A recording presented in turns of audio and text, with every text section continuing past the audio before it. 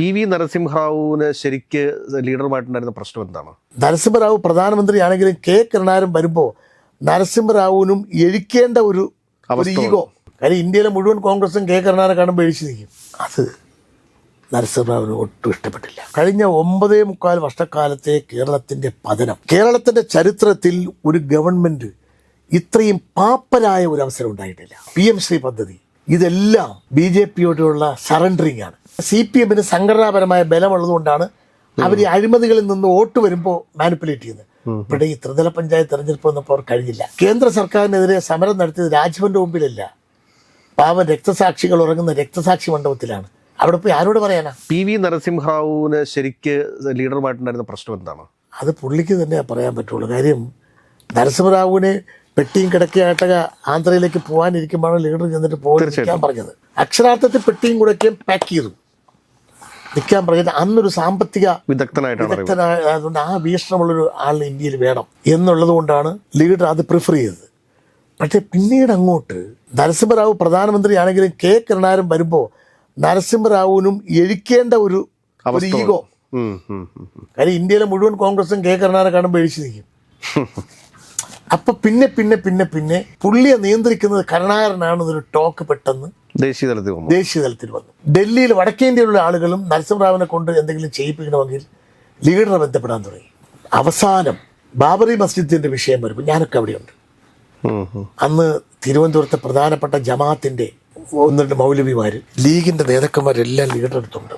അന്ന് TV കാണുകയാണ് റൂമിന്റെ മുകളിൽ കയറി RSS പൊളിക്കുന്നത്. അവിടെ ഇരുന്നൊരു ലീഡർ നരസിംഹറാവുവിനെ വിളിച്ചു. PM, what is going on there? How can we tolerate this? Our India will be destroyed. What is going on? Let me say, this is not because of me. That UP CM Kalyan Singh is the main culprit എന്ന് പറഞ്ഞു വെച്ചു. അത് നരസിംഹറാവുവിന് ഒട്ടും ഇഷ്ടപ്പെട്ടില്ല. പക്ഷെ അന്നത്തെ PMന്റെ നിശബ്ദതയാണ് തകർക്കപ്പെട്ടത്.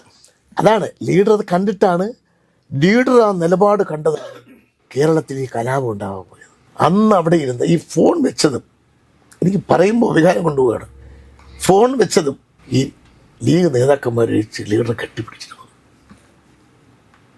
അങ്ങനെ ഞങ്ങൾക്ക് വിശ്വാസമാണെന്ന് പറഞ്ഞു. അങ്ങയുടെ കീഴിൽ കേരളത്തിൽ ഒന്നും സംഭവിക്കും. കേരളത്തിലെ മുസ്ലിം സമുദായത്തെയും നായർ സമുദായത്തെയും ക്രിസ്ത്യൻ സമുദായത്തെയും ഈഴവ സമുദായത്തെയും എല്ലാം ദളിതർ ഉൾപ്പെടെ എല്ലാവരെയും ഏകോപിപ്പിക്കുന്ന ലീഡർ വിജയമായിരുന്നു. കെ കരുണാകരൻ ഗുരുവായൂർ അമ്പലത്തിൽ പോയി കഴിഞ്ഞാൽ നേരെ മലപ്പുറമോ കോഴിക്കോടോ പോയാൽ തങ്കന്മാർ വരുന്നേക്കാട്ടി ആൾക്കൂട്ടമാണ് തട്ടമിട്ട ആളുകൾ ലീഡറുടെ യോഗത്തിൽ കേൾക്കാൻ വരുന്നത്. മധ്യ കേരളത്തിലോ തിരുവിതാംകൂറിൻ്റെ കോട്ടയം ഭാഗത്തോ വന്നാൽ സഭാ നേതാക്കന്മാരും ക്രിസ്ത്യൻ സമൂഹവും ലീഡർ സ്വീകരിക്കുന്ന പോലെ ആരെയും സ്വീകരിച്ചിട്ടില്ല. തെക്കൻ കേരളത്തിൽ വന്നാലും ലീഡർ എന്ന് പറയുന്ന ഒരു വലിയ മനുഷ്യനെ എല്ലാ ജനങ്ങളും അംഗീകരിച്ചിട്ടുള്ളത്. അതാണ് ലീഡറുടെ പ്രത്യേകത. ആ ഒരു കൾച്ചറാണ് ഞങ്ങളുടെ എല്ലാം മനസ്സിൽ. ലീഡറുടെ ഒരു വിടവ് എന്ന് പറഞ്ഞു കഴിഞ്ഞാൽ അത് നികത്താനായിട്ട് ആർക്കും സാധിക്കുമെന്നൊന്നും ഞാൻ കരുതുന്നില്ല. പക്ഷേ 2026 തെരഞ്ഞെടുപ്പിലേക്ക് പോകുന്ന ഈ സമയത്ത് കോൺഗ്രസ് എന്താണ് ജനങ്ങളോട് പറയാൻ വേണ്ടി ഉദ്ദേശിക്കുന്നത്? നമ്മൾ കഴിഞ്ഞ 9.25 വർഷക്കാലത്തെ കേരളത്തിൻ്റെ പതനം, കേരളത്തിൻ്റെ ചരിത്രത്തിൽ ഒരു ഗവൺമെൻറ് ഇത്രയും പാപ്പരായ ഒരു അവസരം ഉണ്ടായിട്ടില്ല. സർക്കാർ ചില സമയങ്ങളിൽ പാപ്പരാണ് സമ്മതിക്കില്ല. ചില സമയങ്ങളിൽ ഏതെങ്കിലും തൊഴിലാളികളോ ഏതെങ്കിലും സാമ്പത്തിക ആനുകൂല്യത്തിൻ്റെ പേരിൽ സമരം നടക്കുകയോ ചെയ്യുമ്പോഴത്തേക്ക് മാത്രം സർക്കാർ പറയും. സർക്കാരിന് അത് ചെയ്യാൻ ഇപ്പോൾ സാമ്പത്തിക ശേഷിയില്ല, ബുദ്ധിമുട്ടാണ്, അതുകൊണ്ട് ഇപ്പം പരിഗണിക്കാൻ പറ്റില്ല, അപ്പോഴും മാത്രമേ സമ്മതിക്കൂ. ആശാവർക്കർമാരുടെ സമരമടക്കം NGOമാരുടെ സമരം, അധ്യാപകരുടെ സമരം, ഇതൊക്കെ വരുമ്പോഴത്തേക്ക് മാത്രം ജാമ്യം എടുക്കാൻ വേണ്ടി പറയും സർക്കാർ ഖജനാവിൽ പണമില്ലെന്ന് പറയും. യഥാർത്ഥത്തിൽ രണ്ടാം പിണറായി ഗവൺമെൻറ്, ആദ്യ പിണറായി വിജയൻ്റെ ഗവൺമെൻറ് അവസാന കാലവും പാപ്പരായിരുന്നു. ഒരുപാട് അഴിമതി, ആ കോവിഡിൻ്റെ വിഷയവും പറഞ്ഞുകൊണ്ട് ഇല്ലാത്ത അഴിമതികളെല്ലാം, അത് രമേശ് ചെന്നിത്തല ആയിരുന്നപ്പോൾ അതെല്ലാം വന്നു. അതിപ്പോൾ VD സതീശൻ അത് വളരെ ശക്തമായി, ഞങ്ങൾ അന്ന് ഉന്നയിച്ചതാണെന്ന് പറഞ്ഞിട്ട് VD സതീശൻ അത് വളരെ ശക്തമായി ഉന്നയിച്ചു. ഇത് സാമ്പത്തിക ധൂർത്താണ്. ഈ സർക്കാർ പാർട്ടിക്കാർക്ക് വേണ്ടി, എത്ര കൊലയാളികൾക്ക് വേണ്ടിയാണ് കോടിക്കണക്കിന് രൂപ കൊലയാളികൾക്ക് വേണ്ടി ഒരു സർക്കാർ അപ്പീലിന് പോകുന്നത് ആദ്യമായിട്ടാണ്. ഒരു പാർട്ടി അവരെ പുതിയൊരു മുഖച്ഛായ ഉണ്ടാക്കി കൊടുക്കുന്നത് ഈ ഗവൺമെൻറ്റിന്, ഈ പാർട്ടിയാണ്, CPM ആണ്. സാമ്പത്തിക വ്യവസ്ഥിതി മുഴുവൻ തകർത്തു. വികസനമില്ല, പുരോഗതിയില്ല. വിദ്യാർത്ഥി യുവജന രംഗം തകർത്ത് തരിപ്പണമായി. ആരോഗ്യ മേഖല കുത്തഴിഞ്ഞതായി. സർക്കാർ ആശുപത്രി ചെന്നാൽ മരുന്ന് പോലും നേരെ കിട്ടാത്ത, ചികിത്സ പോലും നേരെ കിട്ടാത്ത സ്ഥിതിയിലേക്കായി. അതായത് രമേശ് ചെന്നിത്തല പ്രതിപക്ഷ നേതാവായിട്ടിരിക്കുന്ന സമയത്തും വി.ഡി. സതീശൻ പ്രതിപക്ഷ നേതാവായിട്ടിരിക്കുന്ന സമയത്തും അവരൊക്കെ റേസ് ചെയ്തിട്ടുള്ള ഒരുപാട് ജനകീയ വിഷയങ്ങളുണ്ട്. ഈ ജനകീയ വിഷയങ്ങൾക്ക് പാർട്ടി തലത്തിൽ നിന്നൊരു വേണ്ട രീതിയിലുള്ളൊരു പിന്തുണ, ഫോളോ അപ്പ് ഉണ്ടായിട്ടില്ല എന്ന് തോന്നുന്നുണ്ടോ? അതിനകത്ത് ചിലപ്പോഴൊക്കെ അത് എപ്പോഴും അങ്ങനെയാണ്. മാർക്സിസ്റ്റ് പാർട്ടിക്കുള്ളൊരു പ്രത്യേകത, എത്ര കൊള്ളരുതാത്ത ദുർഭരണം നടത്തിയാലും അവരെ പാർട്ടി മിഷനറി ഇറങ്ങിയിട്ട് ആളുകളെ ബോധവൽക്കരിക്കാൻ പറ്റിക്കും ആളുകളെ. അങ്ങനെയല്ല ഇങ്ങനെയാണെന്ന് പറഞ്ഞിട്ട് അവരെ വോട്ട് ബാങ്കിനെ പിടിച്ചു നിർത്താൻ ശ്രമിച്ചു. പക്ഷേ ഇപ്പോൾ അവർക്ക് പറ്റൂല. അവരെ വോട്ട് ബാങ്കിൽ തന്നെ ഭീകരമായി, പ്രത്യേകിച്ച് BJP ആയിട്ടുള്ള ചങ്ങാത്തവും ഈ പിണറായി വിജയന്റെ കുടുംബവുമായി ബന്ധപ്പെട്ട ആരോപണങ്ങൾ ആദ്യം വിശ്വസിച്ചില്ലെങ്കിലും പിന്നെ അതെല്ലാം വിശ്വസിക്കുന്ന സ്റ്റേജിലേക്ക് വന്നു. അപ്പോൾ സമ്പൂർണ്ണമായി മുഖ്യമന്ത്രിയുടെ കുടുംബത്തിൽ തന്നെ ആരോപണം വിധേയമായ ആ ആരോപണങ്ങളെല്ലാം ശരിയാണ്. സ്വപ്ന സുരേഷ് അടക്കമുള്ള ആളുകൾ പറഞ്ഞ കാര്യങ്ങൾ ശരിയാണ്. മുഖ്യമന്ത്രിയുടെ സ്പെഷ്യൽ പ്രൈവറ്റ് സെക്രട്ടറി അടക്കമുള്ള ആളുകൾ പെട്ട കേസുകൾ, സ്റ്റാഫുകൾ പെട്ട കേസ്, ഇതെല്ലാം ശരിയാണ് എന്ന് ഇപ്പോൾ ബോധ്യപ്പെടുത്തും. ഏറ്റവും ഒടുവിൽ BJP ഗവൺമെൻറ് കൊണ്ടുവരുന്ന വിദ്യാഭ്യാസ മേഖലയിലും അടക്കം കൊണ്ടുവരുന്ന നയങ്ങൾ തത്വത്തിൽ ഞങ്ങൾ എതിരാണെന്ന് പറയുകയും ആരും അറിയാതെ തൊഴിൽ രംഗത്ത് കൊണ്ടുവന്ന പുതിയ കോഡുകൾ, PM ശ്രീ പദ്ധതി, ഇതെല്ലാം BJPയോടുള്ള സറണ്ടറിങ് ആണ്. ഇത് ബോധ്യപ്പെട്ടിട്ടുണ്ട്. തൊഴിലാളി രംഗത്ത് നിൽക്കുന്ന CITUവിൻ്റെ ആളുകൾക്ക് മുഴുവൻ ഇത് ബോധ്യമുണ്ട്. ഗവൺമെൻറ് സറണ്ടർ ചെയ്തു. ഇതിനെല്ലാം ഉപയോഗിക്കുന്നത് വിശ്വസഭൃത്യനായ ശിവൻകുട്ടിയാണ്. വിദ്യാഭ്യാസ മന്ത്രിയാണ്, തൊഴിൽ മന്ത്രിയാണ് ശിവൻകുട്ടി. ഇതെല്ലാം രഹസ്യമായി പോയി ഒപ്പിടാൻ മുഖ്യമന്ത്രി പറഞ്ഞാൽ എന്ത് ജോലിയും ചെയ്യും ശിവൻകുട്ടി. അങ്ങനെ ഒരു മന്ത്രിയാണ്. അതുകൊണ്ട് BJP ആണ് എന്നൊരു ആറ്റിറ്റ്യൂഡിലേക്ക് വന്നിട്ടുണ്ട്. അതുകൊണ്ട് തന്നെ ഞാൻ പറഞ്ഞ CPMന് സംഘടനാപരമായ ബലമുള്ളതുകൊണ്ടാണ് അവർ ഈ അഴിമതികളിൽ നിന്ന് വോട്ട് വരുമ്പോൾ മാനിപ്പുലേറ്റ് ചെയ്യുന്നത്. ഇവിടെ ഈ ത്രിതല പഞ്ചായത്ത് തെരഞ്ഞെടുപ്പ് വന്നപ്പോൾ അവർ കഴിഞ്ഞില്ല. അവരിപ്പോൾ ചോദിക്കുന്നില്ലേ, കഴിഞ്ഞ പാർലമെന്റ് തെരഞ്ഞെടുപ്പിൽ ഇതിനെക്കാട്ടിൽ മെച്ചം ഉണ്ടായിട്ട് അസംബ്ലി തെരഞ്ഞെടുപ്പിൽ ഞങ്ങൾ തിരിച്ചു വന്നില്ല, 110 സീറ്റിൽ നിന്ന് 80 സീറ്റിലേക്ക്. അപ്പം അത് അവരത് അങ്ങനെ പറയുമെങ്കിലും അതിൻ്റെ എന്തുകൊണ്ട് വന്നു എന്ന് എല്ലാവർക്കും അറിയാം. ഞാൻ പറയുന്നില്ല. അതിൻ്റെ ഒരു ഫിനാൻഷ്യലായിട്ടൊക്കെ ഉള്ള ചില കാര്യങ്ങളും ഒക്കെ ഉണ്ട്. അത് അവരുടെ സംഘടനാ മിഷണറി ഒരു പ്രധാനമാണ്. കോൺഗ്രസിന് അങ്ങനെയല്ല. കോൺഗ്രസിന്റെ സംഘടനാ മിഷണറി എവിടെയെങ്കിലും ഒന്ന് ഇഴഞ്ഞു പോയാൽ പ്രതിപക്ഷത്ത് നിന്ന് നമ്മൾ ഉയർത്തിക്കൊണ്ടുവരുന്ന സ്ലോഗൻസ് ജനങ്ങളിലേക്ക് എത്തിച്ച് വോട്ടാക്കാൻ ചില സമയത്ത് കഴിയില്ല. പക്ഷേ ഇപ്രാവശ്യത്തെ ത്രിതല പഞ്ചായത്ത് തെരഞ്ഞെടുപ്പിൽ പ്രതിപക്ഷത്തിരുന്നുകൊണ്ട് അത് വി.ഡി. സതീശനാകട്ടെ, രമേശ് ചെന്നിത്തലയാകട്ടെ, KPC പ്രസിഡന്റുമാരെ വരുന്ന ആളുകളൊക്കെ ഇപ്പോൾ സ്റ്റേറ്റ്മെൻറ്റിലൊക്കെ കാര്യങ്ങൾ ചെയ്യുന്നുണ്ട്. പ്രതിപക്ഷത്തിരിക്കുന്ന ഘടകകക്ഷികൾ, UDFന്റെ ഘടകകക്ഷി നേതാക്കന്മാരും അവരവരുടെ പാർട്ടികളുടെ മിഷണറിയൊക്കെ നീക്കി നമ്മൾ നന്നായിട്ടൊരു ഒരു ചലഞ്ച് ഏറ്റെടുത്തപ്പോഴത്തേക്ക് നമുക്ക് ത്രിതല പഞ്ചായത്ത് വിജയിക്കാൻ പറ്റി. സാധാരണ ഒരു ഇലക്ഷൻ്റെ അജണ്ട തീരുമാനിക്കുന്നത് LDF ആയിരിക്കും. ഈ ത്രിതല പഞ്ചായത്ത് തെരഞ്ഞെടുപ്പിലെ അജണ്ട നമ്മളാണ് തീരുമാനിച്ചത്. സർക്കാർ വിരുദ്ധ വികാരം ഇല്ലെന്നവർ പറഞ്ഞാലും അവരുടെ പാർട്ടി കമ്മിറ്റികൾ സർക്കാർ വിരുദ്ധ വികാരം ഉണ്ട്.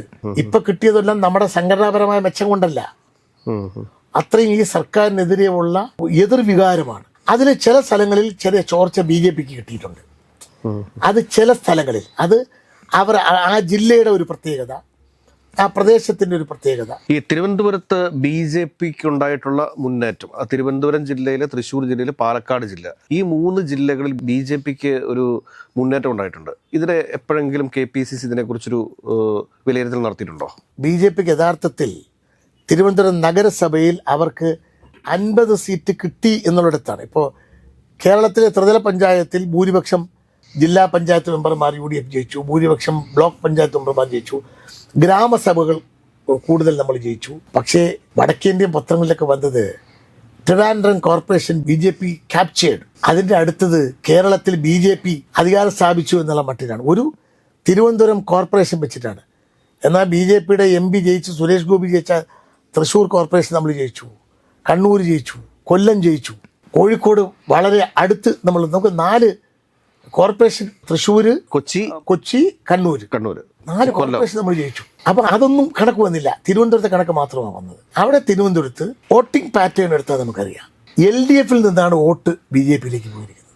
അത് BJP ഉപയോഗിച്ചതുപോലെ തന്നെ LDFും ചില വാർഡുകളിൽ പൈസ വിലയ്ക്ക് വാങ്ങിക്കാൻ, ചില സ്ഥലങ്ങളിൽ BJPക്കാരുടെ വോട്ട് മറിച്ചു കൊടുക്കാൻ തിരുവനന്തപുരത്തെ കണക്കെടുത്താൽ തന്നെ അറിയാം. എൻ്റെയൊക്കെ നാട്ടിൽ കടകംപള്ളി സുരേന്ദ്രൻ്റെ പ്രദേശത്ത് 5 വാർഡിൽ അയാൾക്ക് പേട്ടയും ചാക്കയും കടകംപള്ളി 3 വാർഡുകൾ ജയിക്കാൻ വേണ്ടി അവിടെ മുതൽ കഴക്കൂട്ടം ഭാഗത്തേക്ക്, നമ്മൾ ശ്രീകാര്യം ഭാഗത്തേക്ക് പോകുമ്പോൾ വാർഡുകളെല്ലാം BJP തൂത്തുവാരി.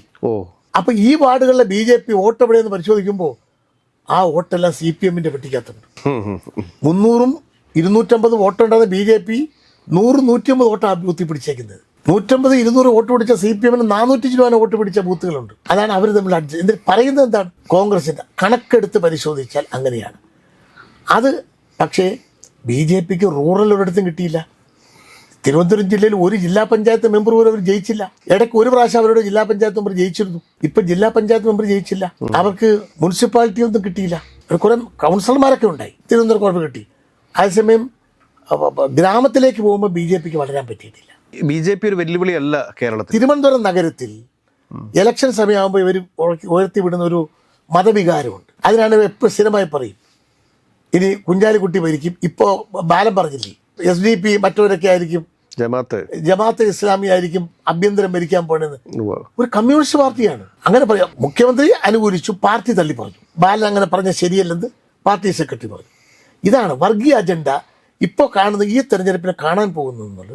CPMൻ്റെയും BJPയുടെ അജണ്ട ഒന്നായിരിക്കും. ഇവർ തമ്മിൽ നിയമസഭാ തെരഞ്ഞെടുപ്പിൽ ഈ ത്രിതല പഞ്ചായത്ത് ചില സ്ഥലത്ത് അഡ്ജസ്റ്റ്മെന്റ് ഉണ്ടായതുപോലെ നിയമസഭാ തെരഞ്ഞെടുപ്പിലും ഇവർ തമ്മിൽ സീറ്റ് ധാരണ ഉണ്ടാവും.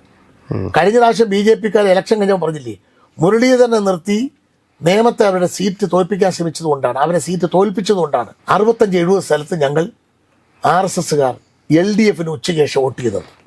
ഇല്ലെങ്കിൽ നമ്മൾ അധികാരത്തിൽ വന്നേ. അപ്പോൾ ആ ബാന്ധവം ഇപ്രാവശ്യം അവർ ചോദിച്ചിരിക്കുന്ന CPMനോട് നമ്മൾ അറിഞ്ഞ് വിശ്വാസികൾ പറഞ്ഞ് 25 സീറ്റ് ഞങ്ങൾക്ക് വേണമെന്നാണ് BJP പറഞ്ഞിരിക്കുന്നത്. അത്രയും പറ്റൂല എന്നൊരു ഘട്ടത്തിലേക്ക് ബാർഗെയിനിങ്ങിലാണ്. അത് നടക്കും. കാര്യം എന്നറിയോ, അമിത്ഷായ്ക്കും നരേന്ദ്രമോദിക്കുമെതിരെ പേരെടുത്ത് പിണറായി വിജയൻ ഇന്നുവരെ സംസാരിച്ചിട്ടില്ല. ഏറ്റവും ഒടുവിൽ കേന്ദ്ര സർക്കാരിനെതിരെ സമരം നടത്തിയത് രാജ്ഭവന്റെ മുമ്പിലല്ല, പാവം രക്തസാക്ഷികൾ ഉറങ്ങുന്ന രക്തസാക്ഷി മണ്ഡപത്തിലാണ്. അവിടെ പോയി ആരോട് പറയാനാ? ഗവർണറും മുഖ്യമന്ത്രിയും തമ്മിൽ ഏറ്റവും ഒടുവിൽ ധാരണയായി. വൈസ് ചാൻസലർമാരെ പങ്കുവെക്കുന്ന കാര്യത്തിൽ ധാരണയായി. അത് ഇവിടെ ഉണ്ടായ ധാരണയല്ല, ഡൽഹിയിലുണ്ടായ ധാരണയാണ്. അർലേക്കർ ഗവർണറായി വന്നതിന് ശേഷം കേന്ദ്രമന്ത്രി ധനമന്ത്രിയും വിളിച്ച് കേരള ബസ് ഇരുന്ന് പുട്ടും പയറും കടലിൽ തിന്നതാ. ഇയാളാണ് ഇപ്പം അതിന്റെ ആള്. പഴയ ഗവർണർ അങ്ങനെ ആയിരുന്നില്ല, യുദ്ധമായിരുന്നു. പഴയ ഗവർണറുടെ ശിരസിൽ പഴയ കോൺഗ്രസിന്റെ ബ്ലഡ് ഉണ്ട്, കമ്മ്യൂണിസ്റ്റ് വിരുദ്ധനാ. അർലേക്കർ സ്ട്രോങ് RSS കേഡറാ. ഇവർ കേരളത്തിലും ഇന്ത്യയിലും ഒരുമിച്ച് കോൺഗ്രസ് വിരുദ്ധമായി 77 മുതൽ ഒരുമിച്ച് നിന്നവരാ. പിണറായി വിജയന് വേണ്ടി അയാളെ നാട്ടിൽ പോയി പണ്ട് LK അദ്വാനി വോട്ട് പിടിച്ച ചിത്രം ഇപ്പോഴും കിടന്നു സംസാരിക്കുന്നുണ്ട്, പ്രസംഗിച്ചിട്ടുണ്ട്. KG മാരാർ EMSന്റെ പാനലിലാണ് പണ്ട് കാസർഗോഡ് അസംബ്ലി മത്സരിച്ചത്. ഇവർക്ക് ആ പാരമ്പര്യമുണ്ട്. അതുകൊണ്ട് ഈ തെരഞ്ഞെടുപ്പിൽ കോൺഗ്രസ് നേതാക്കന്മാർ ഒറ്റക്കെട്ടായി മുന്നോട്ട് നീങ്ങും.